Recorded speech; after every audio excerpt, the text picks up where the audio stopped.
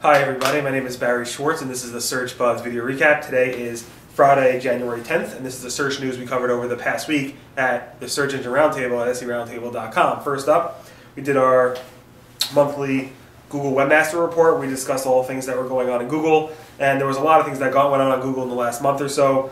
I'll go over quickly. Authorship reduction, two major shifts in Google's rankings that they denied. The Anglo rank penalty, the backlinks.com penalty, the 10-day penalty to Rap Genius. Google's Matt Cutts promised an authority algorithm update coming soon. There was a PageRank update in the past month.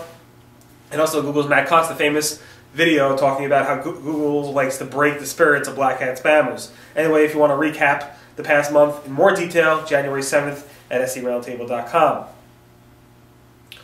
Talking about Google updates, something happened yesterday. It wasn't that big. It was pretty big, but it wasn't that big. Something happened between January 8th and 9th, maybe even today. I'm seeing a lot more chatter today about Google possible updates. Thing is, most of the search ranking tools, search tracking tools don't really show much. Digital Points showed some fluctuation. Alguru also showed some fluctuation. But I'm mostly noticing from the chatter that I see in the forums, maybe Google went after some type of spam, or maybe something else happened. Talking about Rap Genius, that penalty that they actually hit, which was crazy over the Christmas break, only lasted for 10 days. The question is, did their traffic come back? So let's take a look. When I looked at it last time, it did not, so we're going to go ahead and look quickly live at the yeah, so it's really coming back. So this is Quantcast. You can see their traffic was here, it died off, and now it keeps climbing up and up and up. Let's take a look at search visibility. I don't know if it's going to show anything. It seems to be really slow. So according to them, their search visibility did not increase. No, actually, hold on. I don't know. It's all over the place. Something's happening with it. Anyway,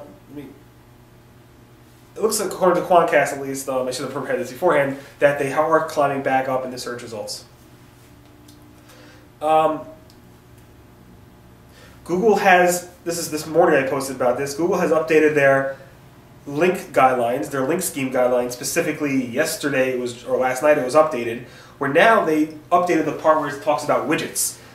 Previously it read, links embedded in widgets that are distributed across various sites are link schemes. Now it reads, keyword-rich, hidden, or low-quality links embedded in widgets that are distributed across various sites. So it's not saying any links, it's saying keyword-rich, or hidden, or low-quality links in widgets are not okay, but all other types of links within widgets are okay. Something to take note of. Google has updated their search queries report. So now instead of it having rounded numbers, it now shows exact numbers and impressions and clicks. Before it only showed rounded numbers, so now it's actually showing the exact number of impressions and the exact number of clicks that you're getting from Google. So that's a very nice update. You will see this little update line that shows anything past this update line is actual impressions, detailed, like specific impressions and clicks. Before that is rounded numbers. Google Webmaster Tools also that day announced an update to show you better analytics in the search query report for mobile sites, separate mobile sites. So if you have an m. or a domain.com/mobile or a domain.com/mobi, it's going to go ahead and let you filter by mobile, and then it's going to also include specifically skip redirect impressions with your in your mobile site as opposed to in your desktop site, which is something they have updated. Google's Matt Cutts released a video this week explaining that they did about, I think, 665 updates in 2012. Not 2013, but 2012. That makes it about 2 or so changes per day. So that's Matt Cutts' way of saying, hey, you know, there are updates to the search results every single day, so if you do see a glitch or something going on, it's probably related to one of those things, and it's not necessarily related to something else. Google to publishers, this is interesting. Matt Cutts released a video saying, if you're a publisher and you write a lot of content and you have a breaking story and you have 5 stories on the same topic, you should use the rel canonical tag to actually point all those 4 of the 5 stories to one main story and clean it up and make sure you have one main story about it. It's pretty interesting because most publishers won't do that. They'll have several stories and they won't do that. I have probably 50 stories on duplicate content alone. I'm not using the rel canonical to actually point to one article on duplicate content. Maybe I should, I don't know. It does make sense because you want to have all your links point to one thing, so your page rank is conserved and your link authority is conserved to one page, but at the same time, it's a lot of effort and it's not news specific to do that. This is interesting. So Gary from Google basically responded to somebody saying, all right, so what if you can't have 100% content? If you can't have 100% unique content, what do you do? So he wrote, you want to keep in mind that your users and algorithms prefer unique content, but if you can't, then what? He wrote, if having 100% unique content is not possible, the webmaster should make sure to have elements in the page that are unique and valuable for the user, giving them a good reason for them to visit the site. So Google realizes not every site can have 100% unique content. This site obviously doesn't have 100% unique content. I'm quoting him. That's not my content, that's his content. But you should have elements and elements that are unique and valuable above whatever is not yours. That's what Google's saying. Google AdWords.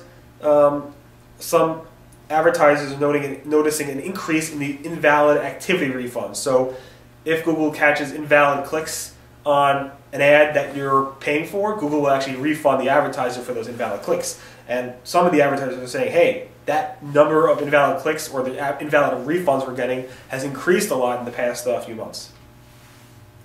And finally, this was announced last night by Google, Gmail and Google Plus are teaming up. So now if you are a Gmail user and you are a Google Plus user, you can technically email anybody who is a Gmail user and Google Plus user without knowing their email address. There's obviously privacy settings that you set up and stuff like that. It's interesting because Google's privacy advocate went ahead and said, his name is Andy Bohm, he went ahead and said, you should stop worrying about this and just love the Gmail. So that's his response to people. Obviously he goes into more detail, but his first line was, stop worrying, love the Gmail. Anyway, you should take a look at that because obviously it's going to impact anybody who has, most of you guys probably have Google Plus and Gmail, so it will probably impact you. And that pretty much recaps the Search Bot Video Recap. My name again is Barry Schwartz, and this is the search news we covered over at the Searching Roundtable at SERoundtable.com. Everyone have a great weekend, and I'll see you guys next. Bye.